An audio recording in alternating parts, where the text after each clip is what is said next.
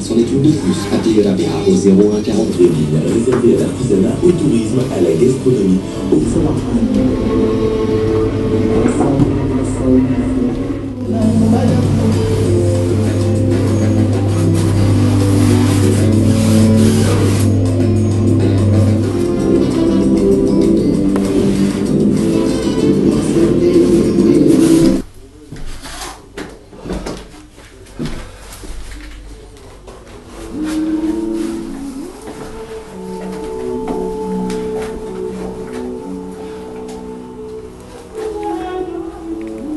Le truc, c'est que je devais naître débile, moi.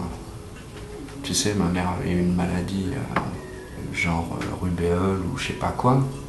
Et les médecins lui avaient dit il y a 90% de chances qu'ils naissent crétins, quoi, tu vois. Et donc, quand mes parents ont vu que j'étais normal, si tu veux, il y a eu j'ai toujours été cet enfant-là, quoi, en fait. Enfin, cet enfant qui devait naître débile et qui ne l'était pas, t'imagines, ils étaient vachement contents, quoi.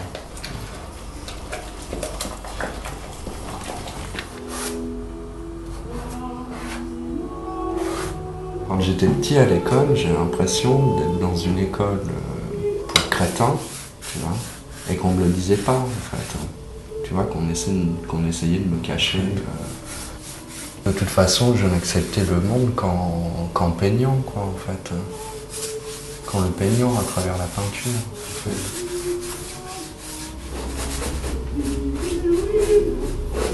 C'est une certaine façon d'appréhender le monde, quand même, de peindre. J'utilisais les couleurs, quoi. Et moi, c'était un langage qui m'arrangeait bien, en fait. J'étais très très émotif, en fait. Ouais, je bégayais quand j'étais petit, tu vois. Avec 4, 5, 6 ou 7 ans, je bégayais et dès qu'on portait un intérêt ou de l'attention sur moi, tu vois, on me posait des questions, etc., je me mettais à pleurer, quoi.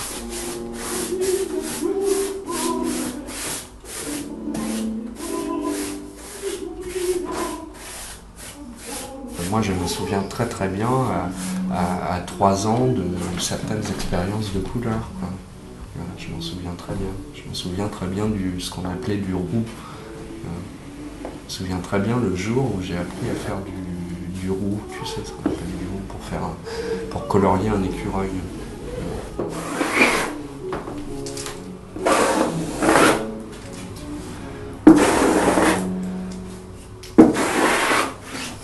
Une façon de danser, tu sais que l'homme quand il marche, il danse déjà, tu vois. La démarche, on dit démarche, c'est une danse aussi, enfin, la démarche de quelqu'un. C'est bien particulier, chacun a une démarche physique quand il déambule, quoi. Et là, c'est une façon, effectivement, c'est une façon de rester en vie, déjà. C'est des couches de mémoire. En fait, nous, on est des couches de mémoire. Toujours des choses qui se rajoutent, des cicatrices, et des trucs, des machins,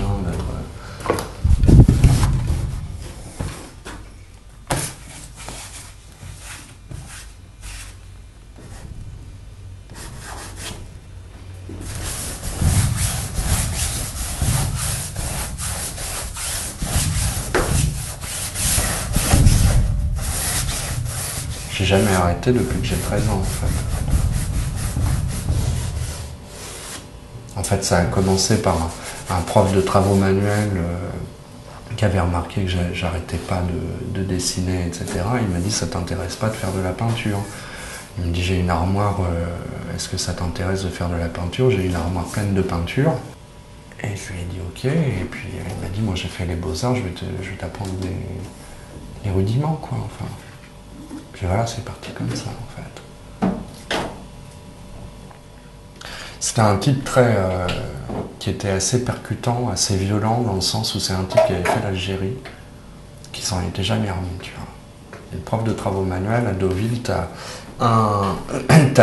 avant, t'avais l'ancien lycée, et de l'autre côté de la rue, le nouveau lycée, c'est qui est au bord de la mer. Et il y avait genre une classe ou deux classes dans l'ancien lycée, et lui on l'avait foutu dans l'ancien lycée, tu vois. Il fallait passer un souterrain pour aller dans sa classe, etc. C'est le mec qui était tellement insupportable, c'est un type qui ne dormait pas, quoi. De par ce qu'il avait vécu en Algérie. Et son enseignement, c'est même pas un enseignement qu'il m'a donné, en fait. Enfin, c'est juste des directions.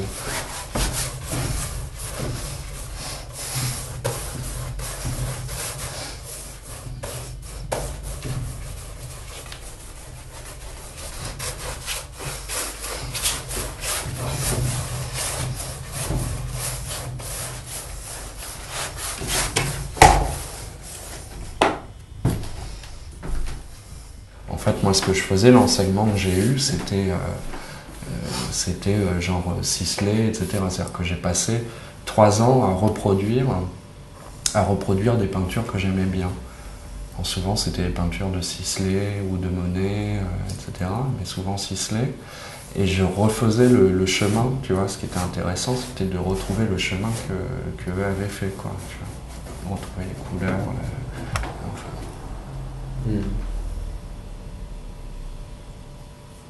Et puis, bon, tout ça, c'était lié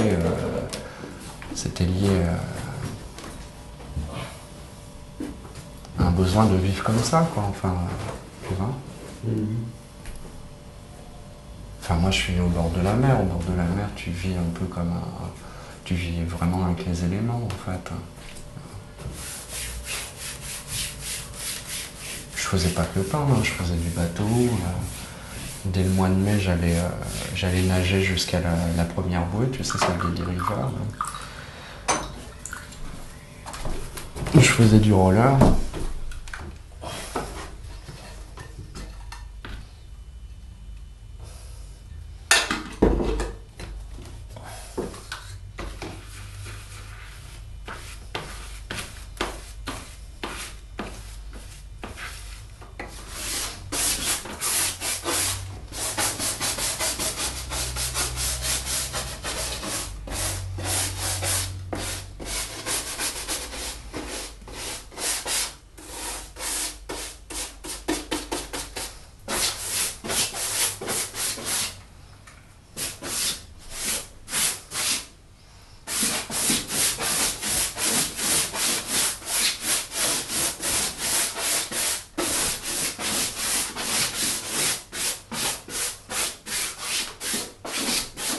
Il y a beaucoup de gens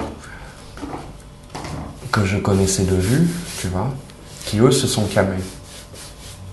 Moi j'ai fait autre chose. C'était aussi un échappatoire à une espèce de société désœuvrée, quoi, tu vois, au bord d'un port, au bord de la mer, comme ça. Où on s'ennuyait beaucoup l'hiver. Il y en a qui ont utilisé la canne pour vivre, et moi j'ai utilisé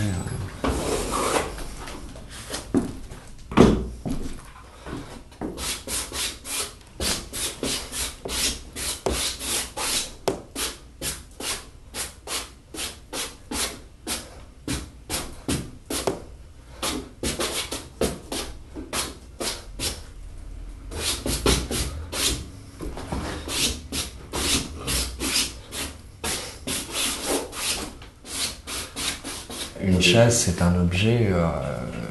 Sur les peintures, c'est pas un objet, d'ailleurs. C'est ce qui reste sur les chaises, en fait, ce qui s'est passé sur les chaises. Indispensable à l'homme, la chaise. Indispensable. Arrête de fabriquer des chaises et tu vas voir le bordel que ça va être. L'homme a besoin de s'asseoir. Tu vas en Afrique, c'est pareil, tu arrives dans une maison où tu connais personne, même si tu connais les gens, on te propose une chaise. Enfin, au Mali, tous les mois. On te donne une chaise et de l'eau. Non, mais là, c'est pas des chaises qui sont sur les peintures, quoi. C'est le témoin, ça n'est que la trace de l'existence, enfin.